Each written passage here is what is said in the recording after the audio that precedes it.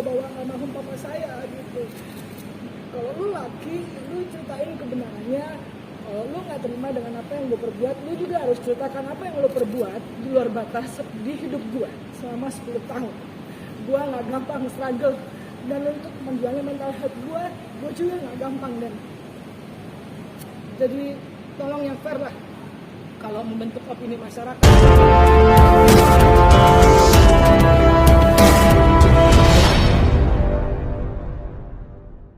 Menyelesaikan ini, datang ke rumah dia, terjadi kesepakatan, sudah clear.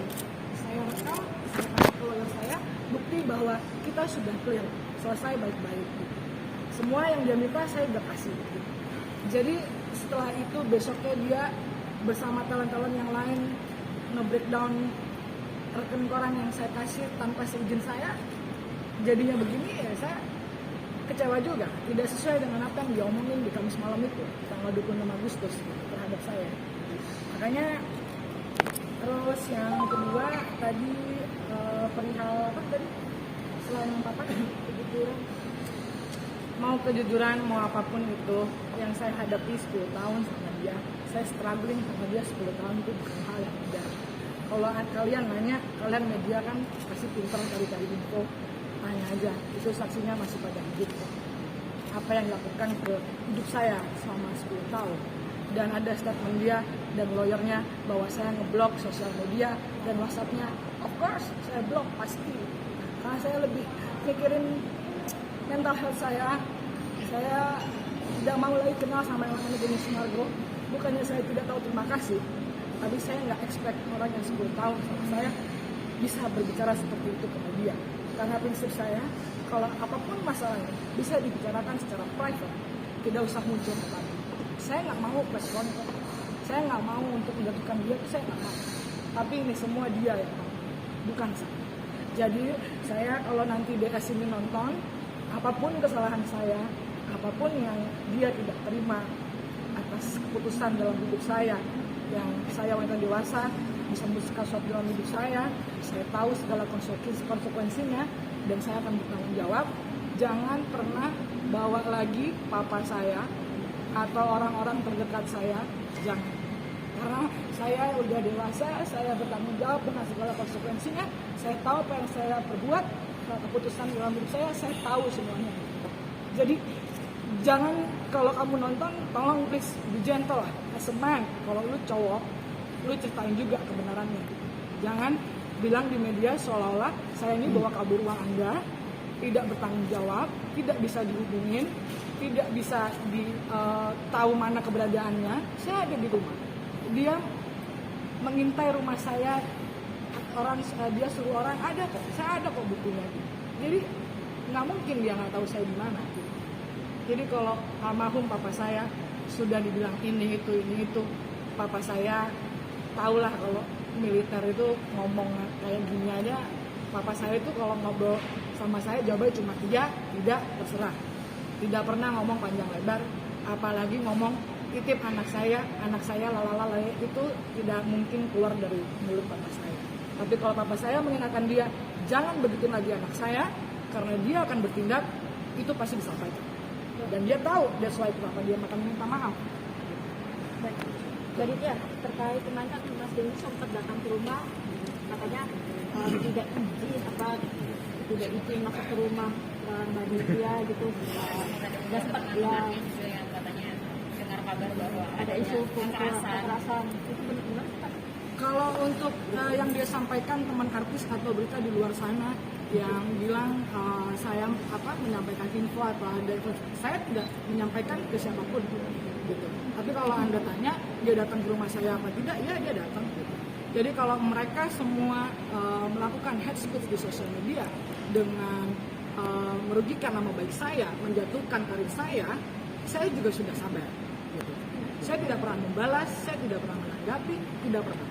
Saya selalu upload kesibukan saya, kerjaan saya, karir saya tidak pernah menanggapi hate speech yang mereka lakukan. Bella, Gary, Denny Sumargo, ibunya Denny Sumargo, saya rekam semua kok. Sampai ibunya bilang, ini semua terinspirasi dari papanya dia, saya melakukan hal ini. Mana hubungannya papa saya? Papa saya nggak tahu kerjaan manajer, markup, apalah itu nggak tahu. Kenapa bawa papa saya? Bapak saya nggak apa-apa, bapak saya sudah meninggal, sudah. Ini saya sudah dewasa, ke saya aja. Jelek-jelekin saya di sosmed, saya juga tidak nangkepin. Bukan mainan saya seperti itu, menjatuhkan karir dia. Ada kasus kekerasan itu benar ada pemukulan atau gimana sih, Kak? Kekerasan Pada saat kayak itu? orang aja. Kalau di rumah nggak ada. Cuma kalau tadi saya bilang dia ada sempat tidak ada itikat baik, ya sekarang dibalikin aja. Kalau mereka mau itikat baik sama saya, ngapain datang ke rumah saya ber-12 orang, under pressure semua karyawan saya di dalam rumah. Saya tidak ada di rumah. Semua ada kok rekaman CCTV-nya. CCTV saya itu ada suaranya. Jadi apa yang mereka bicarakan dalam rumah saya itu semuanya terekam. Dan kalau bertamu disediakan oleh pembantu saya membukakan pintu, gembok pagar, ya under pressure yang datang 12 orang ya gimana dia nggak takut? Pasti dia takut, dia persilakan masuk. Kalau nunggu saya ya nunggu di bawah. Ngapain ke atas ruang privasi saya? Buka-buka pintu kamar saya, foto-fotoin tas saya, sepatu saya, masuk ke kamar tamu, ke kamar studio. Ngapain? Itu kan nggak boleh. Kalau mau nunggu aja di ruang tamu gitu. Jangan ke atas, itu semua ada. Saya punya kok rekamannya. Tapi apakah akan melaporkan kepada pihak berwajib terkait Kalau hal itu aku serahin ke lawyer aja. Cuma intinya untuk masalah Deddy Sumargo, menurut saya sudah clear dan itu sudah ada pembicaraan tanggal 26 Agustus, Kamis jam 8 malam sampai malam banget. Itu saya sudah selesai. Terus untuk yang Bella ada outstanding yang belum terbayarkan oleh saya. Dan juga oleh pacarnya Gary Girianza belum bayar ke saya selama 2 tahun lebih senilai 254 juta. Dan Bella kerugian yang dibilang yang outstanding belum terbayarkan itu ada 100 lebih sekarang. Nah, jadi intinya untuk ketiga talent ini sebelum melaporkan saya dan memberi kuasa hukum ke lawyernya, mereka itu sudah ganti kontak person saya kalau Bella sama Gary 3 bulan sebelum kasus terjadi. Tidak bicara dulu sama saya. Jadi kalau ngomongin etika baik, bisnis, bekerja antara manajer dan talent, itu jangan ngomong di head speech di sosmed seakan-akan saya ini bodoh dan lain-lain.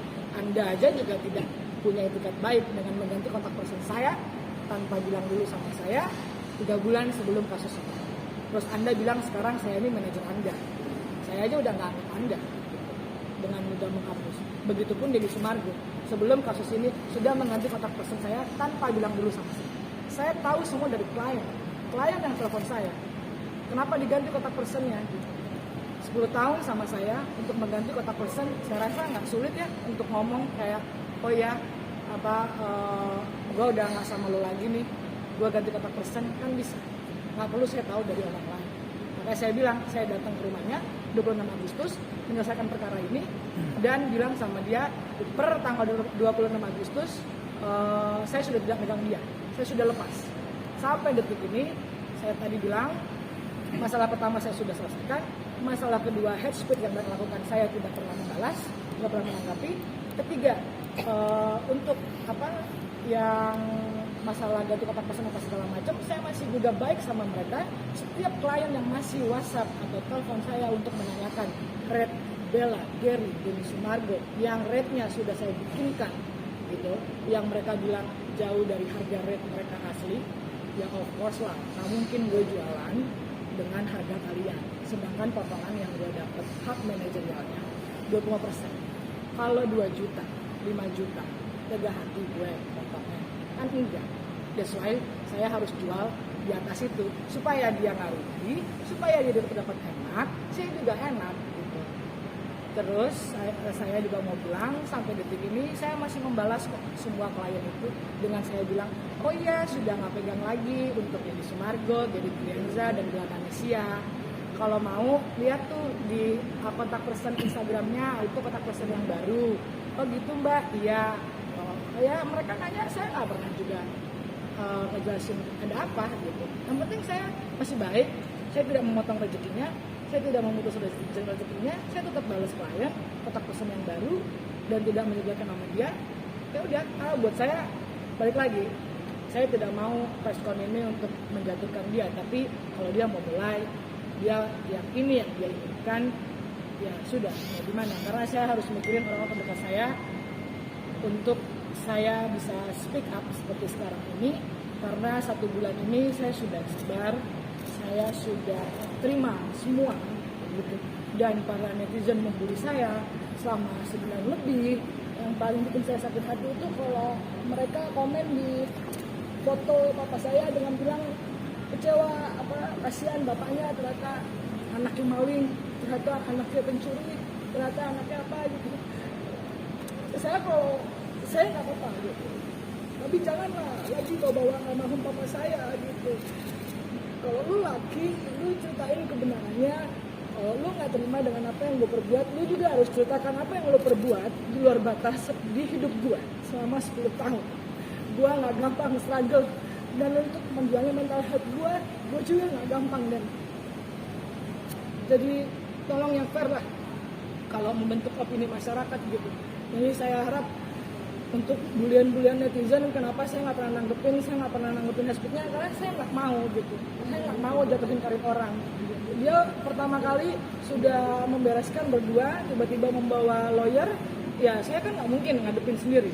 Saya juga harus bawa lawyer gitu. Jadi ya sudah, menurut saya kalau Anda sudah bawa lawyer, saya juga bawa lawyer. Kalau mau ketemu ya between lawyer aja gitu. Udah nggak perlu saya harus komunikasi secara berdua, gitu kan nggak perlu. Gitu. Nah untuk talent lain yang bilang katanya merasa dirugikan, kebetulan hari ini talent saya juga ada yang hadir. Kalau kalian mau tanya-tanya seperti apa. Jadi dari kinerjanya, 10 talent yang dimanajeri oleh Mbak Ditya, 3 yang tadi disebutkan keluar, dan 7 itu tetap masih, karena menyadari bahwa itu bukanlah menjadi satu yang harus diperdebatkan, dan mereka puas dengan hasil kinerja dari Mbak Ditya. Mungkin ada beberapa yang nggak bisa hadir, tapi mewakili bahwa ada talent yang memang kalau disampaikan bisa merusak nama Densu Manajemen. Ada kok talent yang kita bisa hadirkan yang memang bisa menggambarkan tidak seperti itu dan tidak demikian pernyataan itu. Mbak Devi ya.